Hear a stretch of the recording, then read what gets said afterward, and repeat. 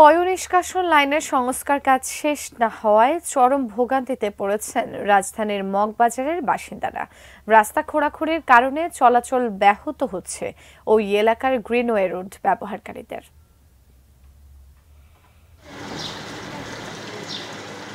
রাজধানীর মগবাজারের নয়াটোলা এলাকার এই রাস্তাটির নাম গ্রিনওয়ে রোড।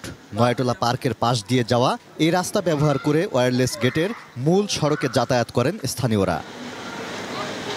কয়েক মাস আগে রাস্তা খোঁড়াখুড়ি করে পয়ঃনিষ্কাশন লাইনের সংস্কার কাজ শুরু করা হয়, তবে সেই কাজ শেষ হয়নি। ফলে চরম ভোগান্তিতে পড়েছেন এ রাস্তা ব্যবহারকারীরা। সামান্য বৃষ্টিতে দুর্ভোগ বাড়ে কয়েক গুণ। সেটা পুরো ভরিয়া গেছিল, কালকে বুড়া যাওয়ার পরে অনেকটা দূরে মরে যায় পড়েও গেছিল কালকে, পরে আমরা ধরা দেখে উঠেছি। ম্যাক্সিমাম ফ্ল্যাটের বাচ্চা স্কুলে যায়, অবশ্যই সমস্যা হচ্ছে। আর আমার কথা হলো এটা করবে বাচ্চাদের যখন স্কুলটা বন্ধ থাকে, নভেম্বর, ডিসেম্বর, জানুয়ারি, এই টাইমটাই করুক। চলতে যায় সেটা ড্রেনের মধ্যে পড়ে যায়, দেখা গেল তো মাটি ভাঙ্গা পড়ে যেতেছে, একা মানুষ যাতায়াত করতে পারতেছে না। রাস্তার দুই পাশে ছোট বড় দোকান সহ রয়েছে বেশ কিছু প্রতিষ্ঠান।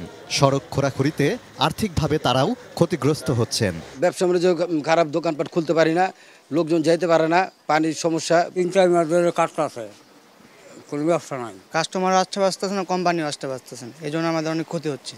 দ্রুত সংস্কার কাজ শেষ হলে ভোগান্তি থেকে মুক্তি মিলবে স্থানীয়দের। যেন ভালো হয় পানির লাইনটা।